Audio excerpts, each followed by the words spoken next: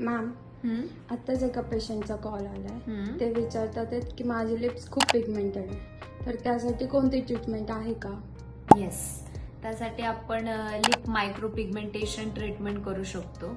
आता बऱ्याच पेशंटचे असे क्वेश्चन्स येतात की मॅम आमचे लिप्स खूप जास्त पिगमेंटेड आहेत. तर बऱ्याच जणांचा कन्सर्न पण असतो की फक्त लिप लाईन डार्क आहे किंवा फक्त लिप कॉर्नर्स त्यांचे डार्क आहेत.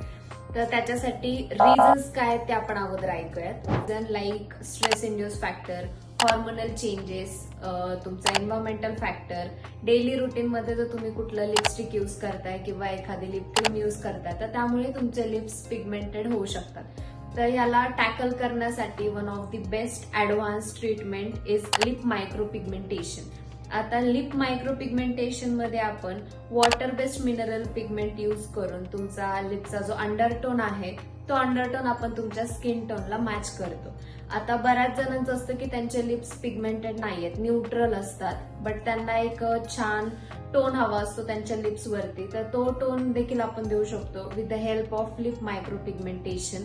लिप मायक्रो पिगमेंटेशन केल्यानंतर जो पण आपण शेड देणार आहे तो 2 ते 3 वर्ष छान लॉंग लास्ट करतो.